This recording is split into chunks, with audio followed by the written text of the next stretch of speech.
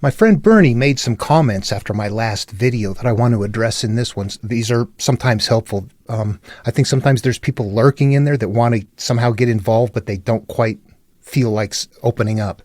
And when people do and have things to say, it can be helpful to other people. So I'll do these from time to time. My name is Dan Paulson. Welcome to the video.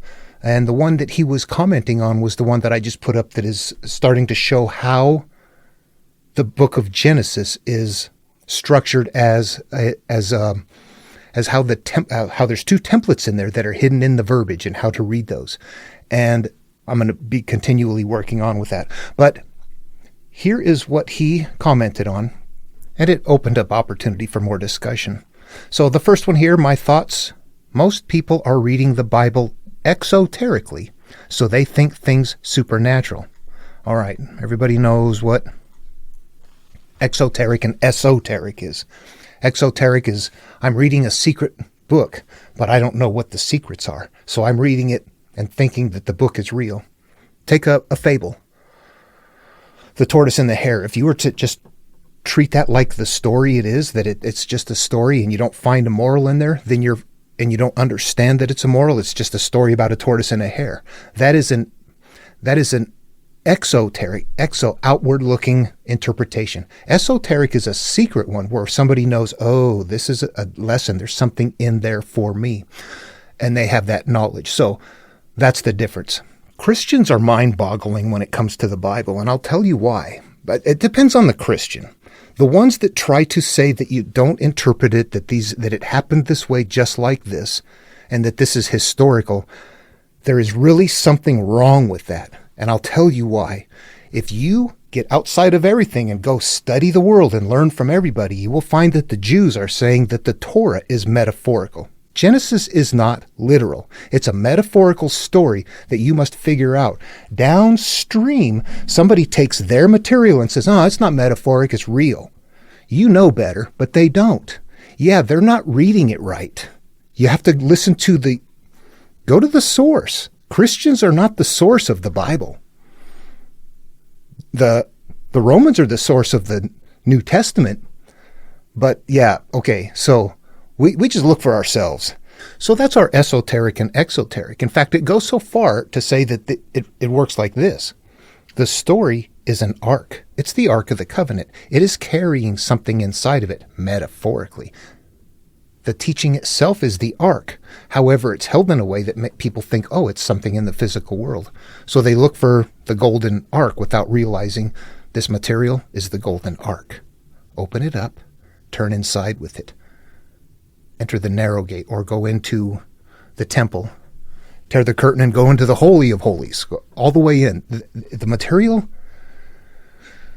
is a mental healing path. And if people are worshiping it supernaturally, they don't know that the healing path is in there. Yeah, once you know the healing path is in there, you stop worshiping the supernatural part of it.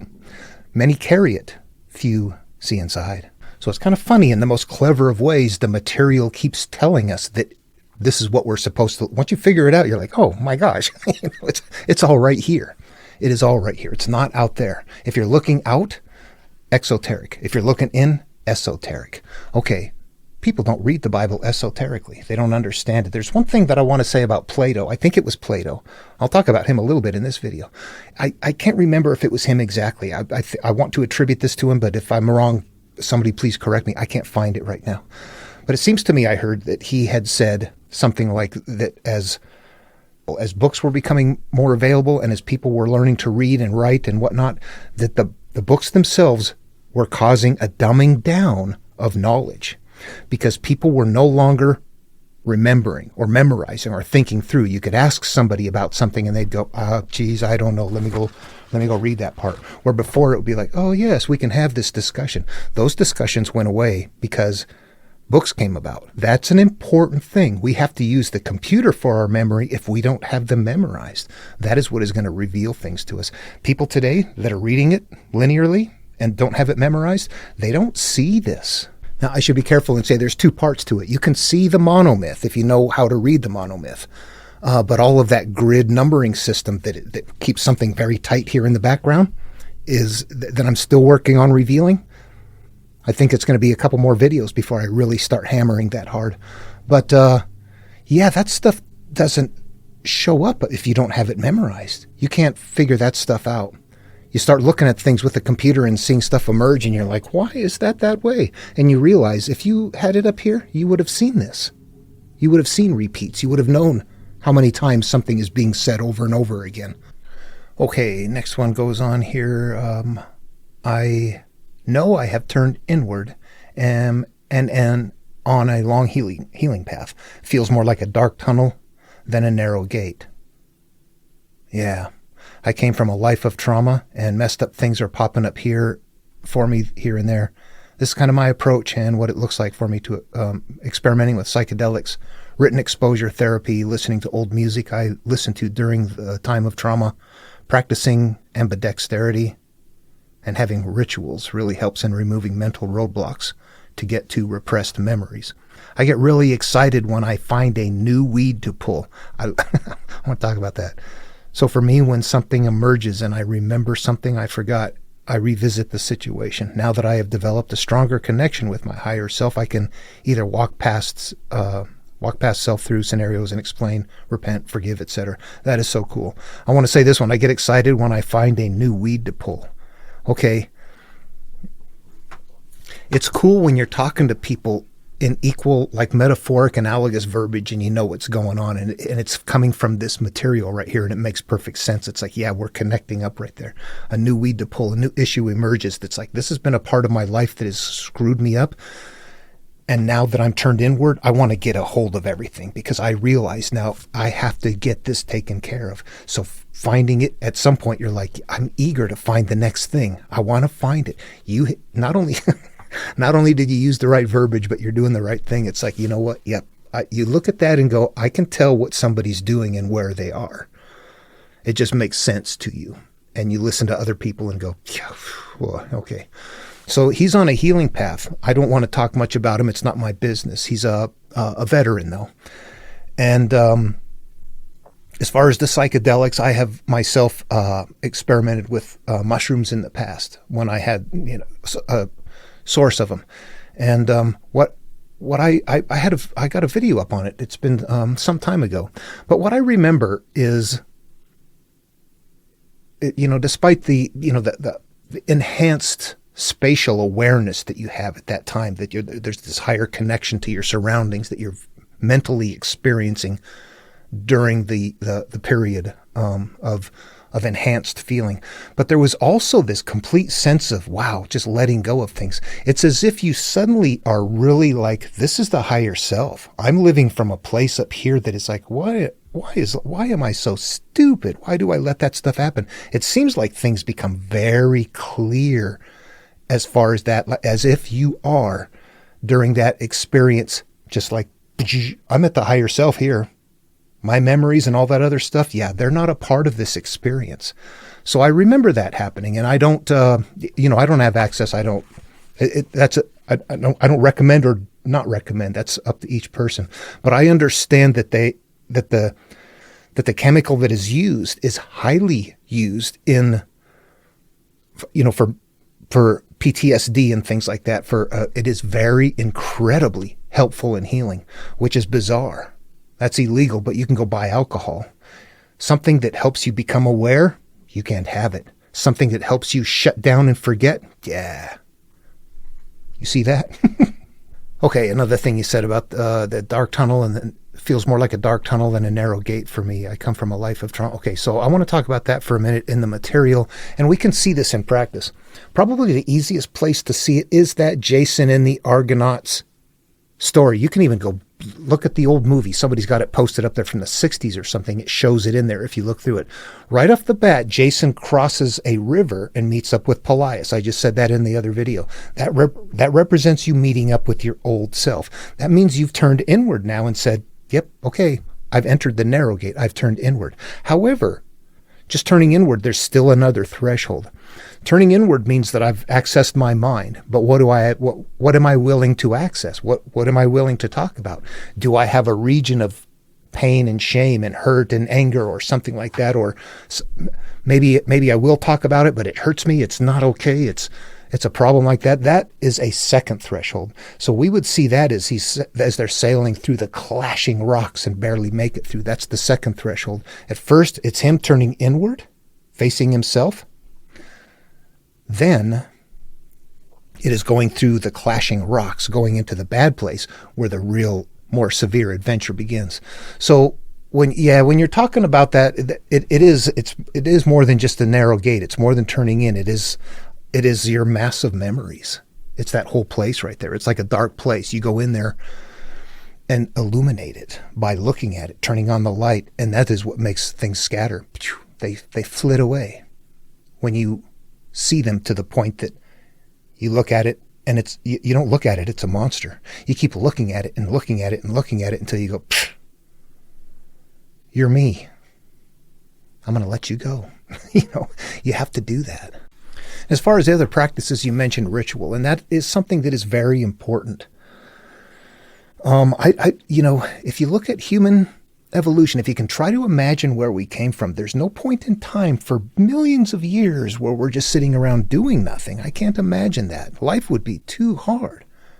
There's no part of us that is designed to just sit and do nothing. We're always worried. We're operating through fear and joy, and we're always worried. We live that way today. We operate through fear and joy, and we're always worried. It's like, that's actually a normal thing. So ritual, especially if you have free time, if you start getting free time, you need to be doing something that is actually somehow mentally productive, or it doesn't have to be productive, but it should not be harmful. I mean, meditating is productive. But you don't have to meditate. You could go off and maybe you're having fun, riding mountain bike trails or something like that. And you're not meditating then, but it's just, oh, joy, yay, fun, woo. Doing stuff like that is what you want to be doing. But ritual helps keep you on track. Our brains have been wired a certain way. That's why we struggle to get out of it. We've got organic conditioning built in so strong, you can't just look at it and it goes away. It's organic. There's no reset switch. The reset switch is organic reset. So you have to keep at it, keep at it, keep at it. And ritual helps keep you on course when you're not focused on a healing process. I mean, you're not going to be healing all day long. At some point it gets fatiguing. You have to let it go. Once you have healed, you're going to feel joy and ecstatic for a while. As something is lifted off, you're going to have a sense of enlightenment, but you're going to get used to that. That enlightened feeling won't stay there. You'll return to a normal feeling. But if you're on a path, that's going to continue to happen. That's going to continue to emerge. Ritual, just having something, even if your ritual is going for a run every day, or doing something that that gets you away from things going on, or somehow you're off on your own, you've got space. There's various practices through various, Taoism, Buddhism, things like that. You don't have to do those. We didn't evolve doing those things. What they are is ritual to try and occupy the space and time of humans as we're living life. We're evolving. We now have life easier, but we have to manage how we function. Got Plato fans out there. He's like, stoic extraordinaire. He knows just how things work. Reality is created by the mind. We can change our reality by changing our mind.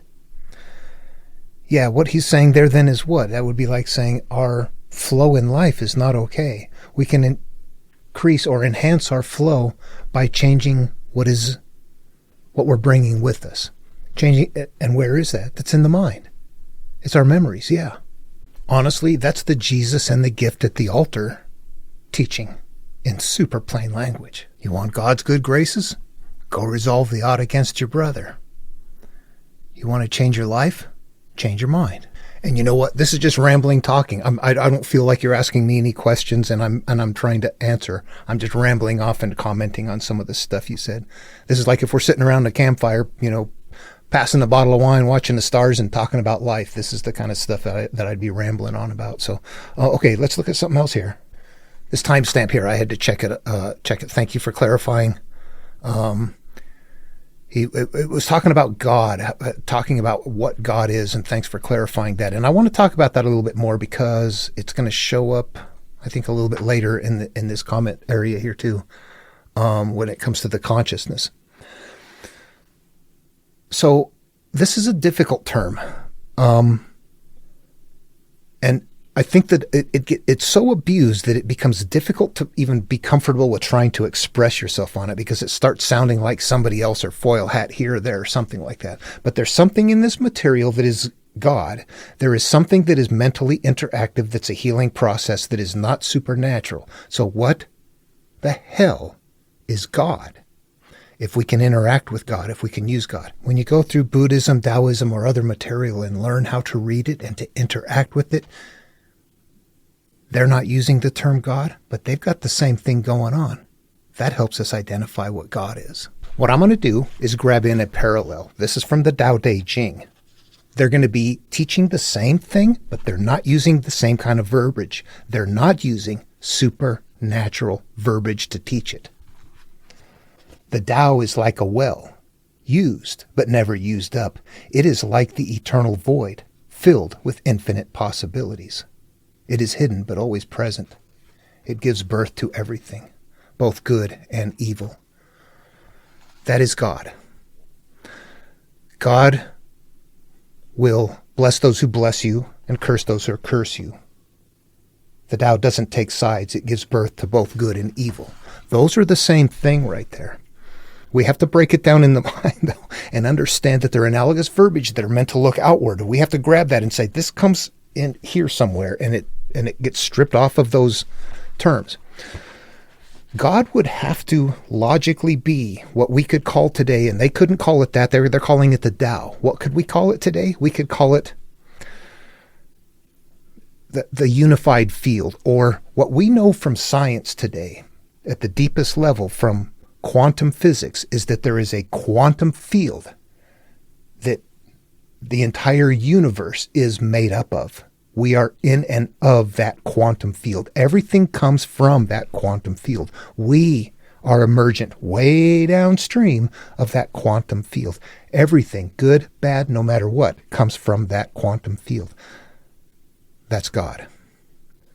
Why does God bless who? God doesn't have any conscious choosing capacity, though. God is just the pool of energy that you emerge from that is yours to use. Your brain is here. Here's where you come from. Use it any way you want. It's God. It's power. It's energy. It's whatever you create. What we're creating, though, is mental. What we're creating is memories and perceptions of them. And as those sit there in our memories, that is energy that comes from someplace that is now put there, that every time we get triggered on it, energy is going to be available for us to continue to experiencing it over and over again. It's really that simple. We are holding on to a thought and a perception that is causing the quantum field to continue to provide what we're asking for. We're not consciously asking for it. We've got it in our brains, and that's just how it works. The Tao gives birth to everything. God gives birth to everything. The quantum field gives birth to everything. This is one of my favorites. Jesus is going to teach that if you go to the altar to leave a gift, and while you're there, you remember you have aught against your brother, don't give your gift, set it down, go resolve the aught first, then come back and give your gift. When we interpret that, why are you giving a gift? You're looking for a better life. You want good graces. So you want to flow better in the Tao is why you're giving a gift. If you were in China teaching the same thing, you want to have a better life experience, but in doing so, you remember, I got some unresolved baggage. I'm not going to have that better life. If I want a better life, I got to stop asking for it and go resolve the baggage. Then I'll come back, and what happens? Your Father who sees in secret rewards you in secret. You don't have to ask for a better life anymore. You resolve the issue. It happens automatically. We control that, but we don't know that. And it's not supernatural, and it doesn't think. You think. We don't know that our life experiences, where we emerge from, is what we're living through. in the physical realm until we wake up enough and realize that. Okay, then you've got to be the right person. You are. These are personality things, I think.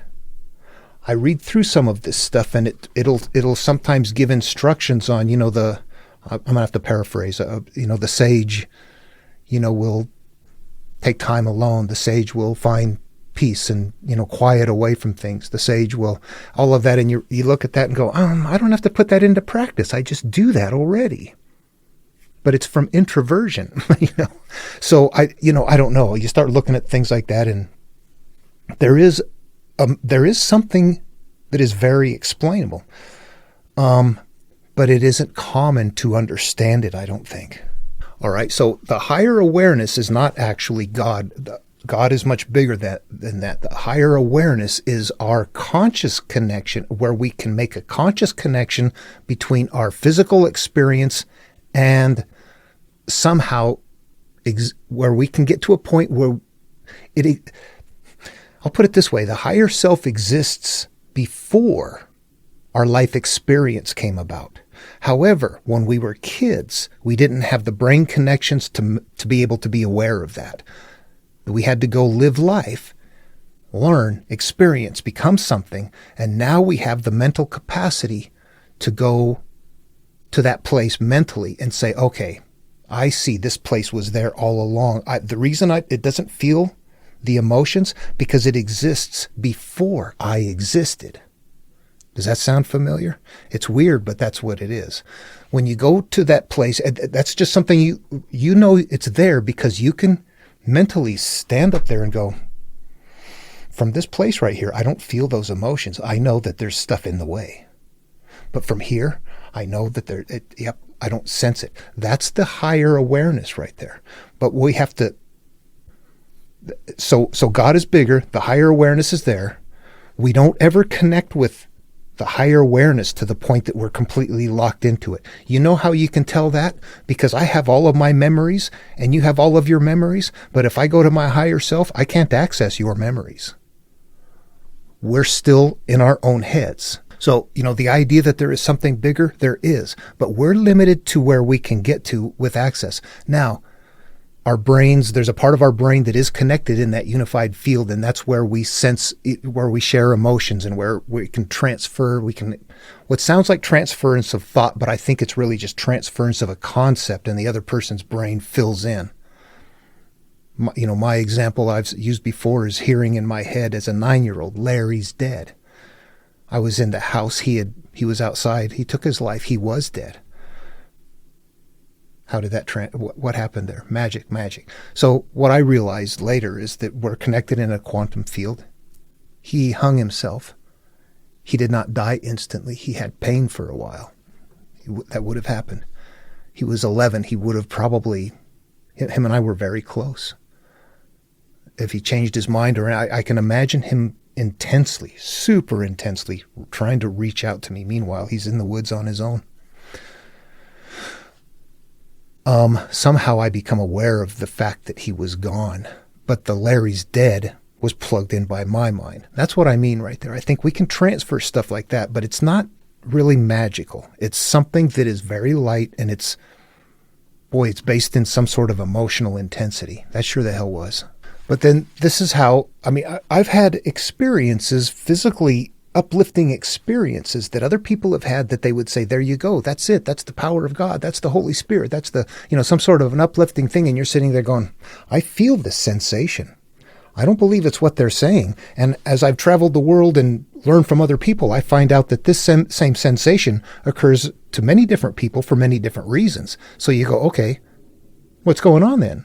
These guys aren't calling it, is God doing that randomly to anybody? They don't have to believe in him or not. That you look and go, there's something different going on. And to me, it's like that it's a sixth sense that would work like the other ones. If we were all making a little bit of noise, if one person did, it would not be very loud. If all of us started together doing it, it would get louder and louder and louder. That field is going to get bigger. If we're whatever, something like that, we're going to create an intensity.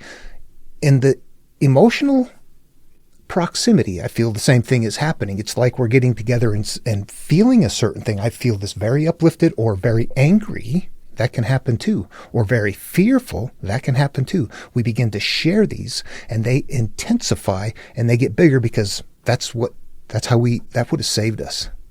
It was an important thing, but it's still happening now. We don't recognize its source. But that's it. That's why the quantum field in the brain is important to understand. I believe that these are natural phenomena that really can't be honestly studied, I don't think, that well. Not by me. I just look at it and go, makes sense to me. I don't need to study it. But honestly, I think if anybody's doing psychic research, what they should do is understand that there's a visual channel, there's a smell channel, a voice channel, audio, that we also have an emotional channel. A channel is probably a bad term. Sensation, a sense. Yeah, we've got different senses.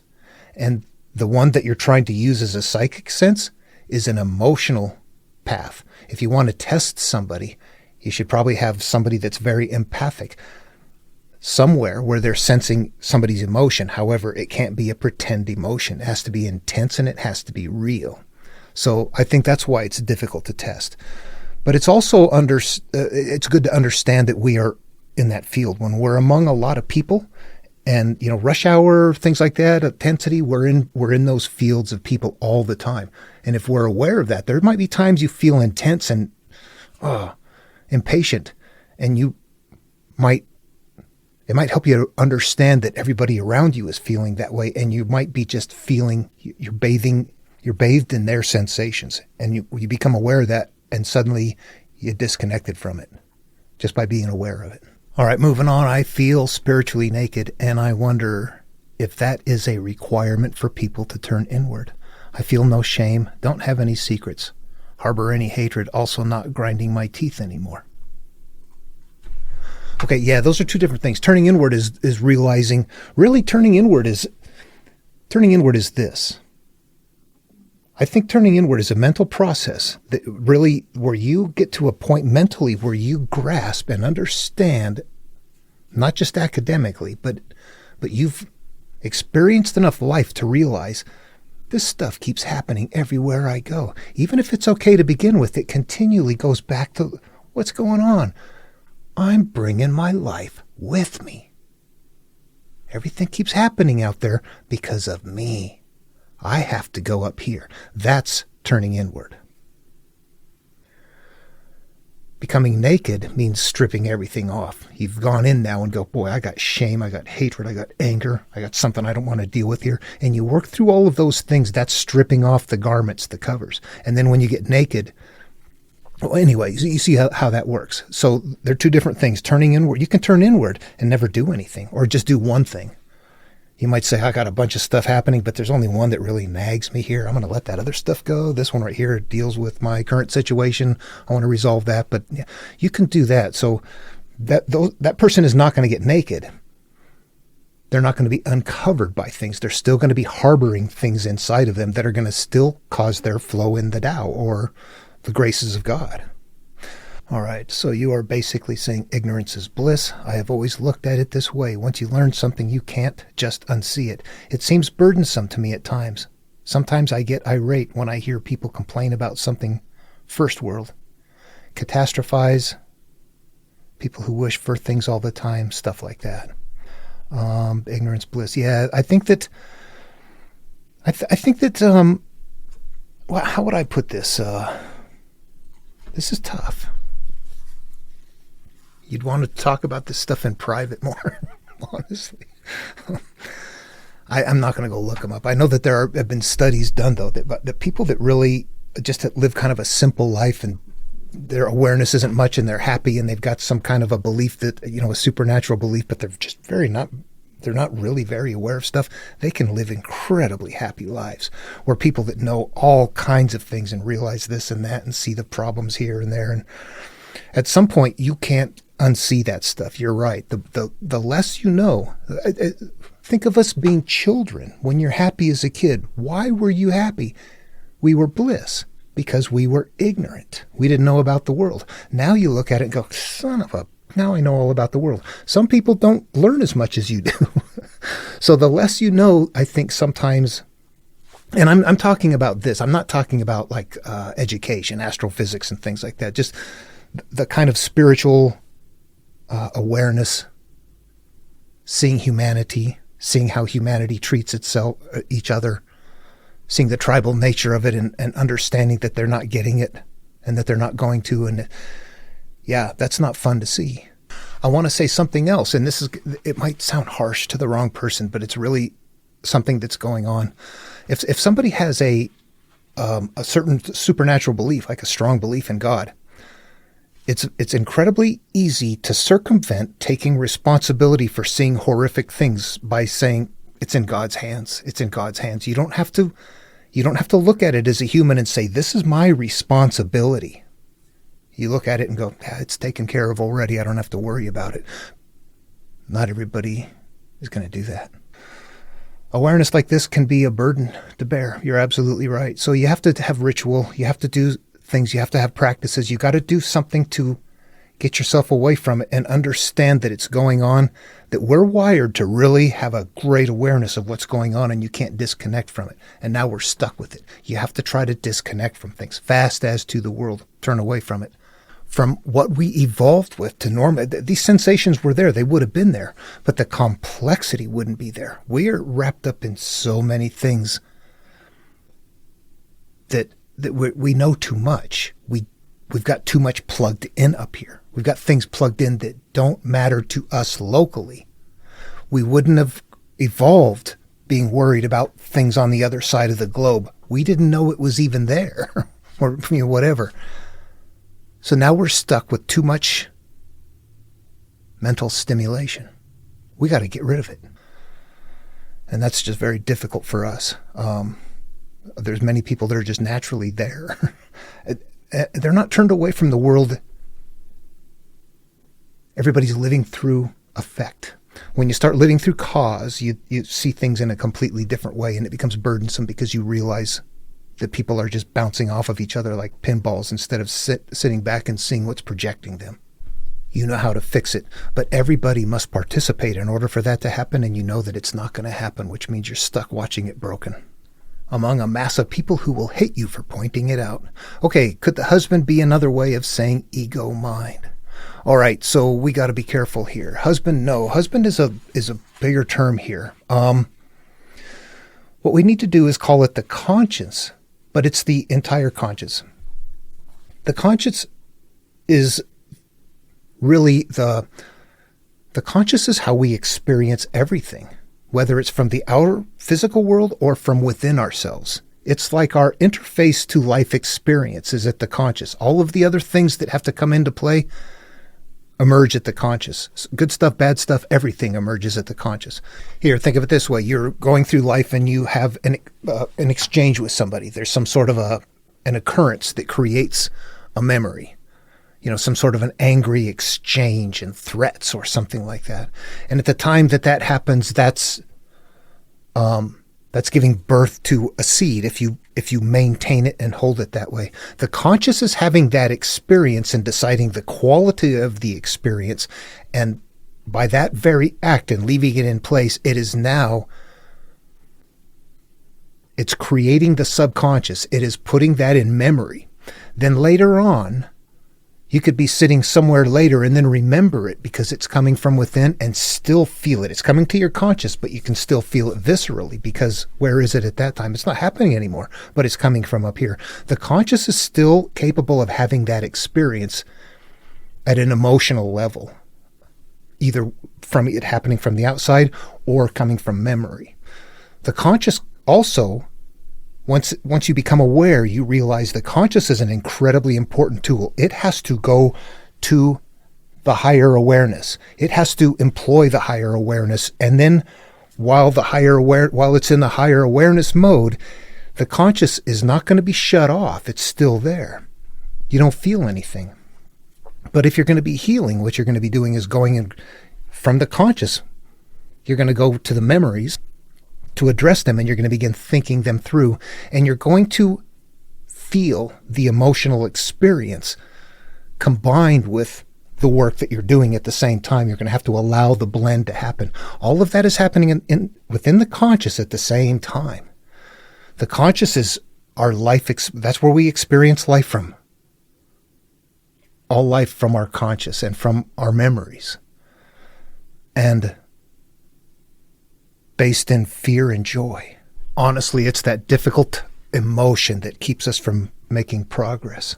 All right, you mentioned something about the Enuma Elish down before, because I think I said something about it. What I want to do is read something here that's going to parallel with something in Genesis. But it fits right here too with the conscious and the subconscious. It's right in the beginning. It's on tablet 1. I will read it down to just about half the page right here, to the point where, to the point where I need to get to. At a time when even the glories above had yet to be named. Imagine Genesis before creation. At a time when even the glories above had yet to be named, and unuttered was the word for the world which lay beneath. It was then that the first being, Apsu, who was their source, and the progenitor Tiamat, the mother who gave birth to all, intermingled their waters, producing neither field nor marsh. At a time when no divine beings had yet come into existence, there were no names to be spoken and no fates pronounced. Hadn't chosen anything and there was nothing in place. This is before we're consciously making decisions. But the gods were given birth within those intermixing waves. Now they're calling them gods. They're not. They're just those are analogs. That it's who and what we are. They're not real gods. The first were Lamu and Lahamu. Their names were spoken. So these two came into being right here. Their names were spoken. They came into being, Lamu and Lahamu. Lamu and Lahamu is male and female version of the same thing, the same name. It would be like my name has the same qualities. You can call, my name can be Daniel, or it can also have a female version, Danielle. So if it was if it was being used in an analog that way, and somebody said Daniel and Danielle, that represents my conscious self and my inner self. Like in Genesis would be Adam and Eve, first man, first woman, Lamu and Lahamu. But the stories work that way. The conscious is going to be really a big element. All of them are. There's 5 in the mental hierarchy, there's 5 things: the higher awareness, the consciousness, the subconscious, the characteristics that we've stored, and the flow of life as a result. That, the Tao, the graces of God, all of that are always, those 5 are there. Knowing those 5 is how the stories are written and how they're using these 5 for self-healing. That would be my, let me know if you want a video on that.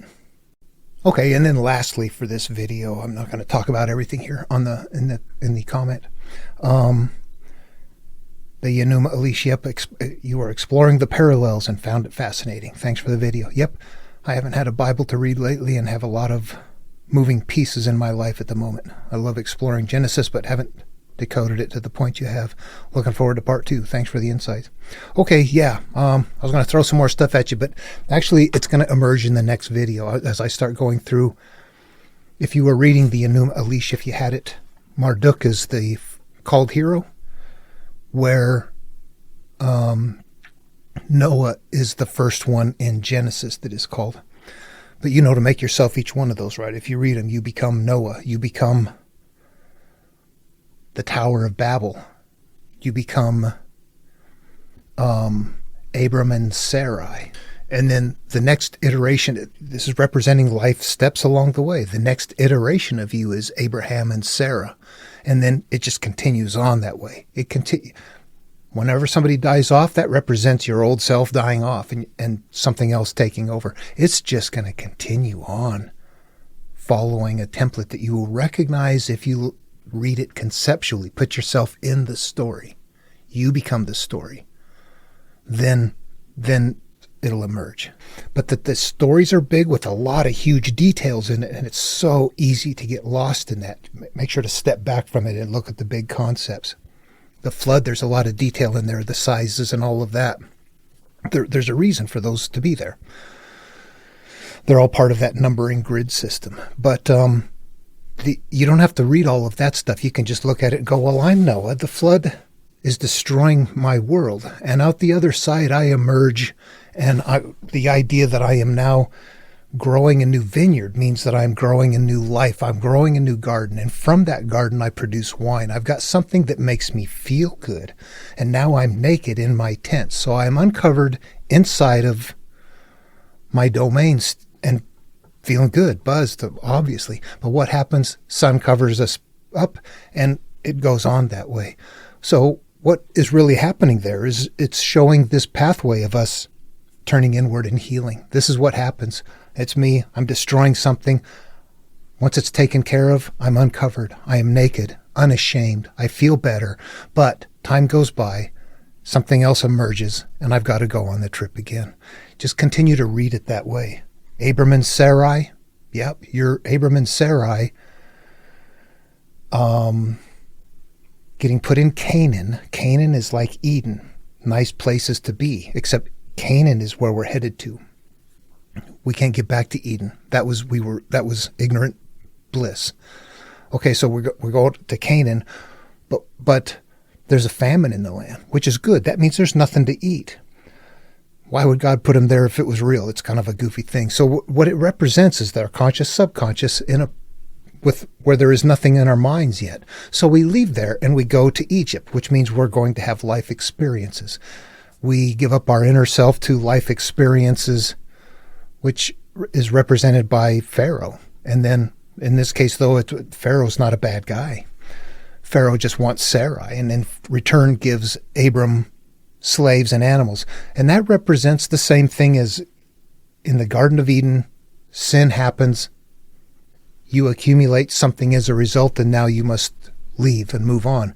So if you read those big pieces like that and forget about all the numbering and whatnot, you can see that pattern fairly easily. The numbering pattern in the background gets really deep and complicated. I don't have it all. But anyway, yeah, I just wanted to say that about the Bible. Anyway, thanks for your comments. I appreciate it. And, sometimes, like I said, videos like this help other people that are like, man, I want to know that. I want to hear that. But I don't want anybody to, I don't feel it can be uncomfortable. It's not an easy thing to expose. It feels kind of raw. All right. Hope the video was helpful, and see you in the next one.